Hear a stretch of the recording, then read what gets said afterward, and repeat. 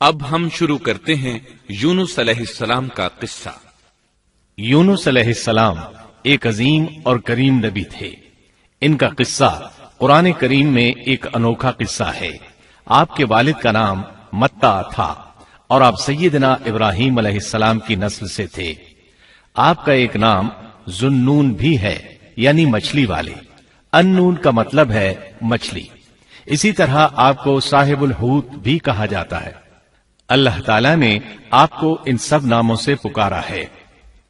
آپ کو ایک عظیم بستی کی طرف مبعوث کیا گیا۔ اس بستی کا نام نینوا تھا۔ یہ عراق کے شمال میں واقع تھی، موصل کے بالمقابل تھی۔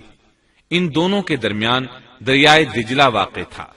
موصل دریائے دجلہ کے کنارے واقع تھا، جبکہ اس کے بالکل سامنے نینوا کی بستی تھی۔ امام ابن کثیر رحمت اللہ علیہ نے نینوا کے بارے میں اور ان آثار و باقیات کے بارے میں لکھا ہے جو ان کے زمانے میں موجود تھیں۔ وہاں کچھ بت تھے جو اوندھے منہ گرے پڑے تھے۔ اللہ تبارک و تعالی نے یونس علیہ السلام کو نینوا کی طرف رسول بنا کر بھیجا۔ سورۃ الصافات آیت 139 میں ہے، اور بے شک یونس رسولوں میں سے تھے۔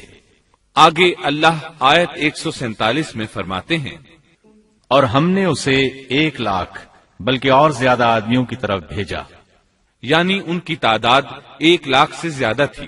رہا یہ سوال کہ لاکھ سے کتنے زیادہ تھے، اکثر علماء کرام نے وضاحت کی ہے کہ وہ 1,00,000 سے قریباً 20,000 زیادہ تھے۔ اس طرح بستی والوں کی تعداد 1,20,000 تھی، اور یہ سب کے سب کفر پر تھے۔ یونس علیہ السلام انہیں سال ہر سال دعوت دیتے رہے، لیکن وہ اپنے کفر ہی پر ڈٹے رہے۔ پھر انہوں نے سیدنا یونس علیہ السلام پر ظلم و جبر شروع کر دیا، انہیں دھمکیاں دی، مصائب و آلام سے دوچار کیا۔ مطلب یہ کہ جس طرح دوسرے انبیاء کرام کے ساتھ کیا گیا، ان کے ساتھ بھی وہی سلوک ہوا۔ آخر آپ نے اپنی قوم کو اللہ کے عذاب سے آگاہ کرتے ہوئے اعلان فرما دیا کہ فلاں دن تم پر عذاب آ جائے گا۔ پھر خود غصے کی حالت میں اس بستی سے نکل گئے، جبکہ اللہ تعالیٰ نے انہیں متعین دن کی مہلت دینے کی اجازت تو دی تھی، لیکن اس بستی سے نکل جانے کا حکم نہیں دیا تھا۔ جب آپ نے انہیں یہ مہلت سنائی تو خود غصے کی حالت میں بستی سے نکل گئے۔ سورہ انبیاء آیت 87 میں اللہ تعالیٰ فرماتے ہیں، مچھلی والے کو یاد کرو جبکہ وہ غصے سے چل دیا اور خیال کیا کہ ہم اسے نہ پکڑ سکیں گے۔ اس آیت کی تفسیر میں امام رازی رحمہ اللہ لکھتے ہیں، جس نے یہ گمان کیا کہ اللہ تعالیٰ اسے پکڑنے کی قدرت نہیں رکھتا، وہ آدمی کافر ہے۔ سیدنا امیر معاویہ رضی اللہ عنہ سے روایت ہے، انہوں نے سیدنا ابن عباس رضی اللہ عنہما سے کہا، آج رات قرآن کریم کی چند آیات کے معانی میں الجھ کر رہ گیا ہوں۔ مجھے کوئی راستہ سجھائی نہیں دے رہا کہ اس الجھن سے کس طرح نکلوں۔ مجھے بس آپ ایسے نظر آتے ہیں جو ان آیات کا مطلب بتا سکتے ہیں۔ کم از کم میں ان آیات کی تفسیر اور تعبیر نہیں سمجھ سکا۔ ابن عباس رضی اللہ عنہما نے پوچھا، وہ کون سی آیات ہیں؟ سیدنا امیر معاویہ رضی اللہ عنہ کہنے لگے، یونس علیہ السلام کا یہ خیال کرنا کہ اللہ تعالیٰ ان پر قدرت نہیں رکھتے۔ یہ سن کر سیدنا ابن عباس رضی اللہ عنہما نے فرمایا، اس سے مراد یہ نہیں۔ یہ لفظ قدر یہاں تنگی کے معنی میں آیا ہے، قدرت اور طاقت رکھنے کے معنی میں نہیں۔ اللہ تعالیٰ نے قدر بمعنی تنگی اور قدر بمعنی قدرت دونوں کا استعمال کیا ہے۔ تنگی کے معنی کی مثال سورۃ الطلاق آیت نمبر 7 میں ہے، اور جس پر اس کے رزق کی تنگی کی گئی ہو، اسے چاہیے کہ جو کچھ اللہ تعالیٰ نے اسے دے رکھا ہے اسی میں سے اپنی حیثیت کے مطابق دے۔ تو اس آیت میں بھی یہی معنی مراد ہے کہ انہوں نے گمان کر لیا ہم ان پر تنگی نہیں کریں گے، یعنی ان کا خیال یہ تھا کہ اگرچہ وہ اللہ تعالیٰ کی اجازت کے بغیر نکل کھڑے ہوئے ہیں، پھر بھی اللہ ان پر تنگی نہیں کریں گے، کیونکہ وہ اللہ کے ایک معزز نبی اور رسول ہیں، اور ان کی قوم کے لوگ اللہ کی گرفت اور اس کے عذاب کے مستحق ہیں۔ انہی پر اللہ کا عذاب نازل ہونے والا ہے۔ اس عذاب کی خبر انہیں پہلے ہی سنا دی گئی ہے اور مہلت دے دی گئی ہے، مگر وہ خود اگرچہ اللہ کی اجازت کے بغیر ہی چلے آئے ہیں، پھر بھی انہیں سرزنش نہیں کی جائے گی اور وہ کسی گرفت میں نہیں آئیں گے۔ اللہ تعالیٰ ان کے لیے کوئی تنگی نہیں فرمائیں گے۔ اللہ تعالیٰ سورۃ الانبیاء آیت 87 میں فرماتے ہیں، اس نے خیال کیا کہ ہم اسے پکڑ نہیں سکیں گے۔ مطلب یہ کہ ہم انہیں کوئی سزا نہیں کریں گے اور ان پر کسی طرح کی تنگی نہیں کریں گے، اور وہ سمندر کی طرف چل دیے۔ انہی دنوں میں عذاب الہی کی کچھ علامات نینوا بستی پر ظاہر ہونا شروع ہو گئیں۔ ایک بہت بڑا سیاہ بادل ان کی طرف بڑھنے لگا۔ اس بادل میں آگ کے شعلے دکھائی دینے لگے۔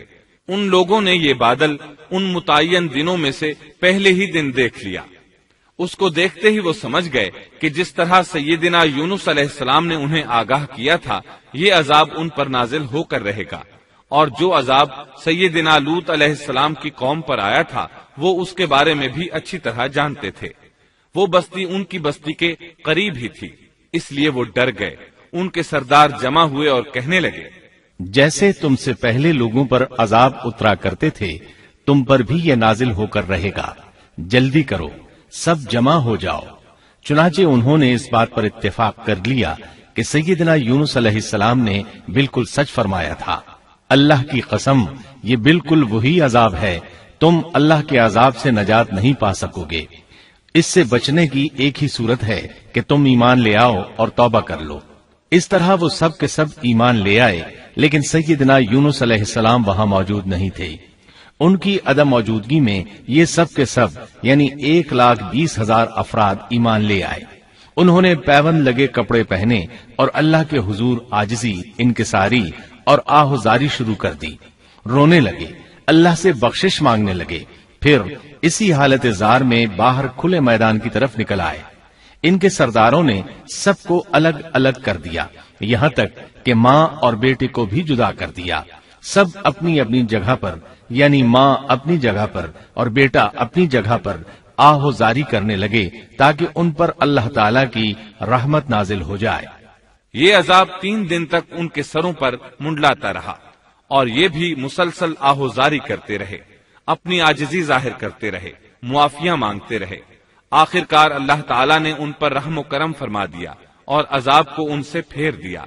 اللہ تعالیٰ سورہ یونس آیت 98 میں فرماتے ہیں، چنانچہ کوئی بستی ایمان نہ لائی کہ ایمان لانا اس کے لیے فائدہ مند ہوتا سوائے یونس کی قوم کے۔ مطلب یہ کہ سابقہ امتوں میں سے کسی کے بارے میں یہ سننے میں نہیں آیا کہ پوری قوم ایمان لے آئی ہو۔ تمام بستیوں میں ایک بھی بستی ایسی نہیں تھی، بس ایک یونس علیہ السلام کی قوم ایمان لے آئی۔ اللہ تعالیٰ سورہ یونس آیت 98 میں فرماتے ہیں، جب وہ ایمان لے آئے تو ہم نے رسوائی کے عذاب کو دنیاوی زندگی میں ان پر سے ٹال دیا اور ان کو ایک وقت تک کے لیے زندگی سے فائدہ اٹھانے کا موقع دیا۔ مطلب یہ کہ ہم نے انہیں دنیاوی زندگی کا لطف اٹھانے کا موقع دیا۔ اب اس قوم پر قیامت کے دن تک عذاب نہیں اترے گا۔ علامہ ابن کثیر رحمت اللہ علیہ فرماتے ہیں، اس آیت کریمہ کا مفہوم یہ ہے کہ کسی بستی کے تمام باشندے کسی نبی پر کبھی ایمان نہیں لائے، یا تو سب نے کفر کیا یا پھر اکثر نے کفر کیا۔ لیکن یونس علیہ السلام کی قوم واحد ایسی قوم ہے جو تمام کی تمام عذاب الہی کے آثار دیکھ کر ایمان لے آئی۔ سابقہ ادوار میں جتنی بھی بستیاں گزری ان میں اہل ایمان کے ساتھ یا تو کفار رہے ہیں یا ان میں منافقین بھی رہے ہیں، سوائے یونس علیہ السلام کی قوم کے وہ سب کے سب کافر تھے، پھر سب کے سب ایمان لے آئے۔ یہ اللہ تعالیٰ کے عجائبات میں سے ہے اور اس کی قدرت اور رحمت کی نشانیوں میں سے ہے۔ اب دوسری طرف کی سنیے، یونس علیہ السلام کو کچھ معلوم نہیں تھا کہ ان کی قوم کے ساتھ کیا ہوا۔ آپ تو غصے کی حالت میں بستی سے نکل کر سمندر کی طرف چلے آئے تھے۔ آپ ایک کشتی کی طرف آئے، اس میں سواریاں اور ساز و سامان لگا ہوا تھا۔ اللہ تعالیٰ سورۃ الصافات آیت 140 میں فرماتے ہیں، جب وہ بھاگ کر بھری کشتی پر پہنچے، کشتی روانہ ہوئی، موجیں اٹھی، سمندر میں طغیانی آئی، یوں لگتا تھا کہ بس ابھی غرق ہوئے۔ کہنے لگے، بوجھ ہلکا کرو، اپنا ساز و سامان سمندر میں پھینک دو۔ چنانچہ انہوں نے اپنا اپنا ساز و سامان سمندر میں پھینک دیا۔ اس طرح کشتی کچھ ہلکی ہو گئی، لیکن ضرورت کے مطابق ہلکی نہ ہو سکی۔ اب وہ کہنے لگے، کسی کو سمندر میں گرانا ضروری ہے تاکہ کشتی مزید ہلکی ہو جائے، ورنہ یہ ڈوب جائے گی۔ جلدی کرو، قرا ڈالو۔ جس کے نام کا قرا نکلتا جائے اسے سمندر میں گراتے جاؤ اور بار بار یہ عمل دہراتے جاؤ یہاں تک کہ کشتی ہلکی ہو جائے۔ چنانچہ قرا ڈالا گیا، سب سے پہلے یونس علیہ السلام کا نام نکلا۔ سب کہنے لگے نہیں، یہ تو ایسے نہیں ہیں، ان کے چہرے پر تو سجدوں کے نشانات ہیں، انہیں رہنے دو، پھر قرا ڈالو۔ چنانچہ پھر قرا ڈالا گیا، پھر انہی کا نام نکلا۔ سب نے تعجب کیا۔ تیسری مرتبہ پھر قرا ڈالا گیا، اس بار پھر یونس علیہ السلام ہی کا نام نکلا۔ اللہ تعالیٰ سورۃ الصافات آیت 141 میں فرماتے ہیں، پھر قرآن اندازی ہوئی تو یہ مغلوب ہو گئے۔ ہر بار انہی کا نام نکلا۔ آخر کار ان لوگوں نے انہیں پکڑ کر سمندر میں گرا دیا۔ تو پھر انہیں مچھلی نے نگل لیا۔ حوت بڑی مچھلی کو کہتے ہیں۔ اللہ تعالیٰ نے حوت کو القاء فرمایا، انہیں کھانا نہیں، نہ ان کے جسم کو کوئی گزند پہنچے۔ یہ اس مچھلی کو اللہ تعالیٰ کے احکامات تھے۔ اللہ تعالیٰ سورۃ الصافات آیت 142 میں فرماتے ہیں، تو پھر انہیں مچھلی نے نگل لیا اور وہ خود اپنے آپ کو ملامت کرنے لگے۔ یعنی وہ سمجھ گئے کہ بار بار جو ان کا نام قرآن اندازی میں نکلتا رہا ہے تو وہی مقصود ہیں، چنانچہ خود کو ملامت کرنے لگے، اور یہ ملامت توبہ کی ابتدا ہے کہ انسان خود کو ملامت کرتا ہے۔ اب یونس علیہ السلام مچھلی کے پیٹ میں تھے۔ اللہ کی قدرت، آپ مچھلی کے پیٹ میں 3 دن تک رہے، بعض روایات میں 7 دن اور زیادہ سے زیادہ مدت 40 روز آئی ہے۔ آپ نے مچھلی کے پیٹ میں اللہ تعالیٰ کو پکارا۔ اللہ سورۃ الانبیاء آیت 87 میں فرماتے ہیں، آخر کار وہ اندھیروں کے اندر سے پکار اٹھے۔ علماء نے یہاں 3 اندھیروں کا ذکر کیا ہے، مچھلی کے پیٹ کا اندھیرا، سمندر کا اندھیرا اور رات کا اندھیرا۔ گویا ان پر یہ سارے اندھیرے اکٹھے ہو گئے تھے۔ اللہ سورۃ الصافات آیت 143 اور 144 میں فرماتے ہیں، پس اگر یہ پاکی بیان کرنے والوں میں سے نہ ہوتے تو لوگوں کے اٹھائے جانے کے دن تک اس کے پیٹ ہی میں رہتے۔ مطلب یہ کہ اگر آپ اللہ تبارک و تعالی کی تسبیح نہ بیان کرتے تو مچھلی کے پیٹ ہی میں رہتے۔ آپ نے دعا نہیں مانگی بلکہ اللہ عز و جل کی تسبیح بیان کی۔ روایات میں یوں بھی آتا ہے کہ جب مچھلی آپ کو سمندر کی اتھاہ گہرائی میں لے گئی تو آپ وہاں آبی مخلوقات کی تسبیحات کی آوازیں سننے لگے۔ گویا اللہ تعالیٰ نے انہیں القاء فرمایا کہ آپ بھی تسبیح کریں۔ اللہ سورۃ الانبیاء آیت 87 میں فرماتے ہیں، بالآخر وہ اندھیروں کے اندر سے پکار اٹھا کہ الہی تیرے سوا کوئی معبود نہیں، تو پاک ہے، بے شک میں ظالموں میں ہو گیا۔ چنانچہ یونس علیہ السلام نے اس تسبیح کے الفاظ کو یوں ادا فرمایا۔ امام احمد، امام ترمذی، امام نسائی اور دیگر ائمہ رحمہم اللہ نے یہ حدیث نقل کی ہے کہ یونس علیہ السلام کی وہ دعا جو انہوں نے مچھلی کے پیٹ میں مانگی تھی وہ یہی ہے۔ جو بھی مسلمان یہ دعا اپنی کسی حاجت میں مانگے گا، اللہ تعالیٰ اس کی دعا ضرور قبول فرمائے گا۔ یہ دعائے مستجاب ہے، مقبول دعاؤں میں سے ہے۔ اسی دعا کے بعد اللہ تعالیٰ نے یونس علیہ السلام کو اس پریشانی سے نجات عطا فرمائی۔ اللہ سورۃ الانبیاء آیت 88 میں فرماتے ہیں، تو ہم نے اس کی پکار سن لی اور اسے غم سے نجات دے دی، اور ہم ایمان والوں کو اسی طرح بچا لیا کرتے ہیں۔ ایک صحابی نے نبی کریم صلی اللہ علیہ وسلم سے پوچھا، اے اللہ کے رسول صلی اللہ علیہ وسلم، یونس علیہ السلام نے جو دعا مچھلی کے پیٹ میں مانگی، کیا وہ صرف انہی کے لیے تھی یا ان کے بعد اہل ایمان کے لیے بھی ہے؟ تو آپ نے فرمایا، یہ دعا یونس علیہ السلام کے لیے خاص تھی اور سب اہل ایمان کے لیے عام ہے۔ کیا تم نے اللہ تعالیٰ کا یہ فرمان نہیں سنا؟ اور ہم ایمان والوں کو اسی طرح بچا لیا کرتے ہیں۔ جو بھی اس دعا کو پڑھے گا اللہ اسے رنج و غم سے نجات دیں گے۔ ایک قول کے مطابق تقریباً 40 روز آپ کی شب و روز یہی دعا رہی۔ اس مدت کے ختم ہونے پر اللہ تعالیٰ نے آپ کی دعا کو قبولیت بخشی۔ مچھلی ساحل پر پہنچی، انہیں کنارے پر ڈالا اور واپس چلی گئی۔ اس بات کو اللہ تعالیٰ نے سورۃ الصافات آیت 145 میں یوں بیان فرمایا ہے، بس اسے ہم نے چٹیل میدان میں ڈال دیا اور وہ اس وقت بیمار تھے۔ آپ وہاں اسی طرح لیٹے رہے۔ پھر اللہ کی قدرت سے آپ کے قریب ایک بیلدار درخت اگا، جیسا کہ سورۃ الصافات آیت 146 میں ہے۔ اور اس پر سایہ کرنے والا ایک بیلدار درخت ہم نے اگا دیا۔ اس کدو کے درخت کے متعلق مورخین کا کہنا ہے کہ اللہ تعالیٰ نے اس درخت کا انتخاب اس لیے فرمایا تھا کہ اس درخت کے پتے چوڑے ہوتے ہیں، ان کے سائے میں انہیں ڈھانپ دیا گیا تاکہ ہوا سے اذیت نہ پہنچے، اس لیے کہ ان کے جسم سے جلد اتر گئی تھی۔ پھر اس درخت سے خوشکن خوشبو بھی آتی تھی، اس خوشبو نے انہیں فرحت بخشی۔ پھر کدو کی خوشبو میں ایک خصوصیت یہ تھی کہ حشرات الارض کو دور رکھتی ہے۔ اللہ تعالیٰ نے انہی خصوصیات کی وجہ سے اس بیلدار درخت کا انتخاب فرمایا تھا تاکہ آپ ہر طرح کی تکلیف سے محفوظ رہیں۔ یہ ہے اللہ کی قدرت، سبحان اللہ۔ اسی طرح مفسرین یہ بھی کہتے ہیں کہ اللہ تعالیٰ نے ان کے پاس ایک پہاڑی بکری بھیج دی، وہ آپ کے قریب آتی اور آپ کے سر کے اوپر اپنی ٹانگیں پھیلائے کھڑی ہو جاتی، اس طرح اس کے تھن آپ کے منہ میں چلے آتے اور آپ ان سے خواہش کے مطابق دودھ پیتے۔ یہ تھا آپ کا کھانا اور پینا۔ رفتہ رفتہ آپ کی حالت بہتر ہو گئی، توانا اور تندرست ہو گئے، پھر آپ اٹھنے کے قابل ہو گئے، اور یہ سب اللہ تعالیٰ کی مہربانی سے ہوا۔ جب آپ کی صحت لوٹ آئی تو اللہ تعالیٰ نے آپ کو پھر آپ کی قوم کی طرف بھیجا، جیسا کہ سورۃ الصافات آیت 148 میں ہے۔ اور ہم نے اسے 1,00,000 بلکہ اور زیادہ آدمیوں کی طرف بھیجا، پس وہ ایمان لے آئے اور ہم نے انہیں ایک زمانے تک عیش و عشرت دی۔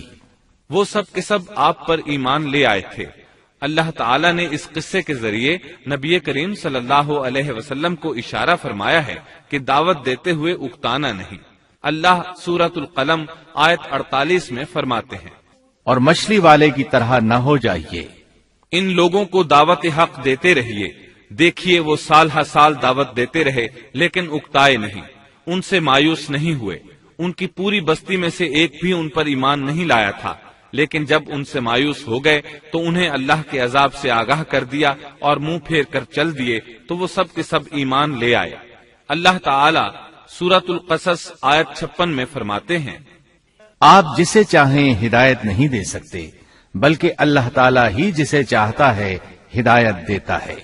اس قصے میں بہت بڑا سبق ہے کہ کسی بھی حالت میں اللہ کی رحمت سے مایوس نہیں ہونا چاہیے اور نہ ہدایت کے معاملے میں اپنی ذات پر بھروسہ کرنا چاہیے۔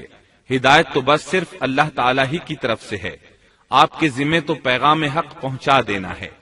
اللہ سبحانہ و تعالیٰ کے ذمے ہدایت سے نوازنا ہے۔ اللہ تعالیٰ نے انہیں پاک صاف بنا دیا، انہیں چن لیا۔ اللہ خود ہی سورۃ القلم آیت 50 میں وضاحت فرماتے ہیں، اسے اس کے رب نے پھر نوازا اور اسے نیک لوگوں میں کر دیا۔ امام مسلم نے ایک حدیث روایت کی ہے کہ نبی کریم صلی اللہ علیہ وسلم نے فرمایا، تم میں سے کوئی شخص ہرگز یہ نہ کہے کہ میں یعنی محمد یونس بن متا سے بہتر ہوں، یعنی یوں نہ کہے کہ میں سیدنا یونس علیہ السلام سے افضل ہوں، وہ اس طرح کہ وہ تو اپنی قوم کے ایمان لانے سے مایوس ہو گئے تھے اور میں مایوس نہیں ہوں۔ اس طرح بالکل نہ کہے، کیونکہ بالآخر اللہ تعالیٰ نے آپ کو چن لیا اور برگزیدہ بنا لیا اور صالحین میں داخل کر لیا۔